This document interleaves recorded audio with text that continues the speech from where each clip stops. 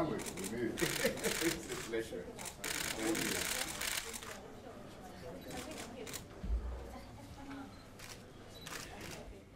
It's my pleasure to welcome here in Israel, in the Holy Land, and in Jerusalem, the President of Nigeria, Mr. Goodluck Jonathan.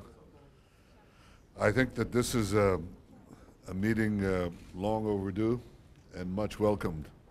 We've had excellent relations between our countries, and they're improving even as we speak over the past few years.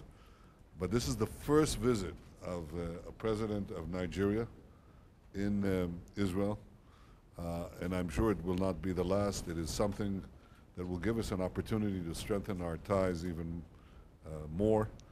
I look forward to doing that in every field, in trade and investment, in tourism. There are thousands of pilgrims from Nigeria that visit Israel.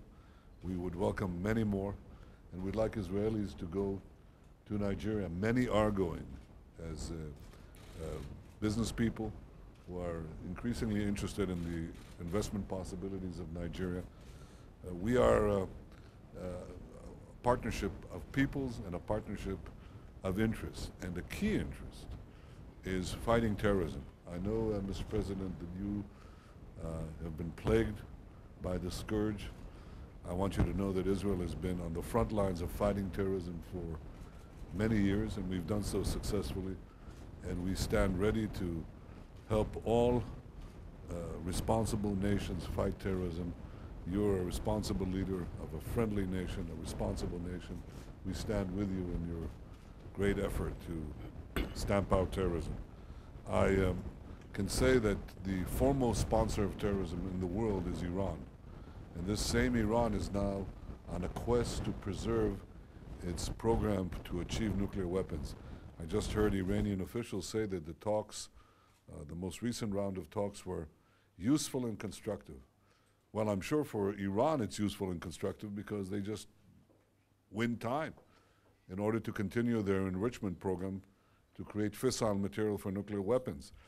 I think the talks will be useful and constructive when the pressure on Iran will get them to cease and desist their nuclear program, to stop enrichment, to stop their heavy water plutonium reactor. Both of these are used only for nuclear weapons. They're not needed for civilian nuclear energy. This is our goal, to see a peaceful settlement of Iran without nuclear weapons, but Iran must be without nuclear weapons. This is something that we are committed to, and we stand by this goal. This is important for us, Mr. President, but I believe it's important for Nigeria. I believe it's important for Africa, for the countries of the Middle East, and for the world. Iran with nuclear weapons will threaten all of us, and it will threaten the peace of the world.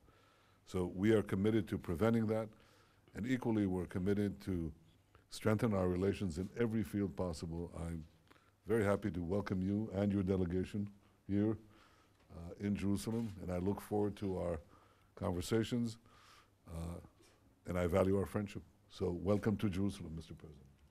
Thank you. Thank you, Your Excellency, the Honorable Prime Minister, Mr. Benjamin Netanyahu. Let me commend you and your government for what you've been doing for the world generally. Specifically, you know, I came to your beautiful city for religious reasons. I came in on Thursday morning, and since we came in, myself and my delegation have very warm welcome from our brothers and sisters from this great country of Israel. And we are quite pleased with that. Thank you very sincerely. And just like you said, Nigeria and the state of Israel have very warm relationships, even though at the top level there's a limited exchange of visits, which I believe my coming here this time will open that door. Correct. For us also to soon receive you. Thank you. In Nigeria. So I was here in 2007, December 2007. Then I was a few months old as a vice president of my country. But since I assumed office, I have not been able to come.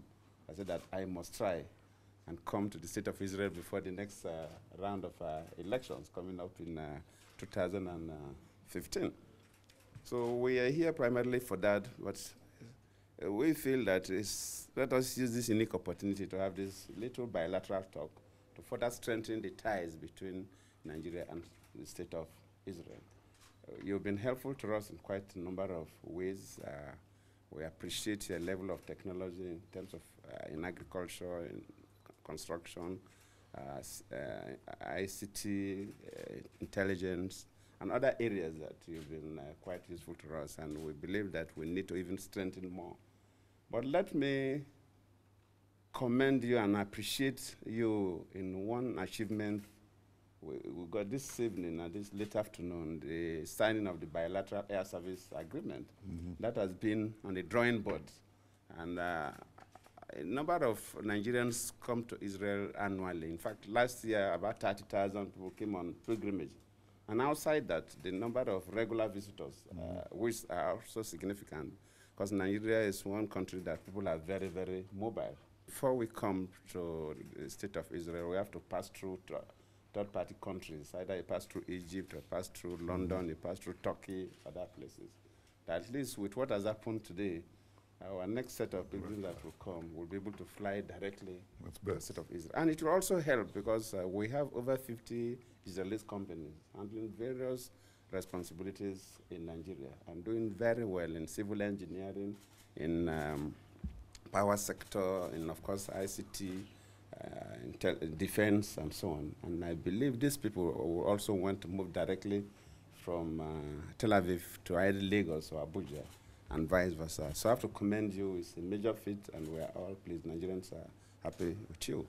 You mentioned these issues of security globally, and it's quite worrisome. Today is like the world is divided into some people who want society to live in crisis, and also those who want society to live peacefully. Right. And Nigeria belongs to these countries that believe that the world must be a peaceful world. And I will continue to work with you and other well-meaning nations and individuals to ensure that we live in a peaceful world.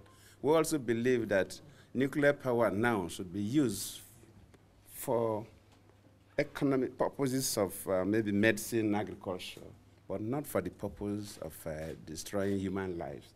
There is no need for necessary beneficiation to the extent that you become a threat to the global society. And that has been our belief whenever we go for the programs on discussion on the nuclear. That has been the position of Nigeria.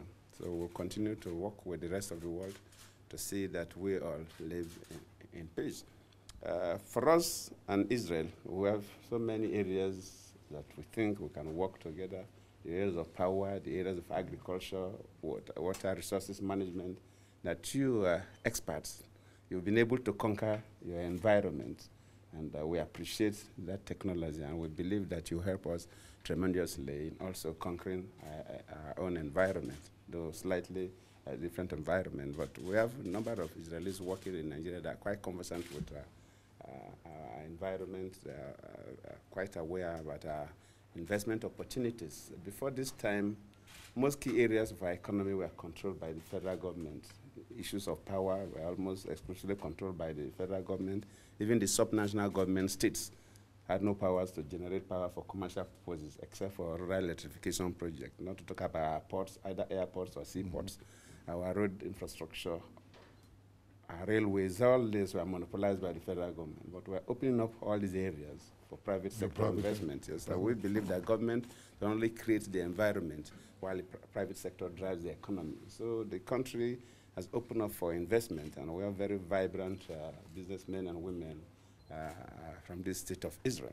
So I believe my coming today will further open opportunities for our businessmen and women to interact for the purpose of our own economic growth. So once again, on behalf of my delegation, I thank you for this warm reception. And we believe that this will be the beginning of even a stronger relationship between Nigeria and the State of Israel. Undoubtedly.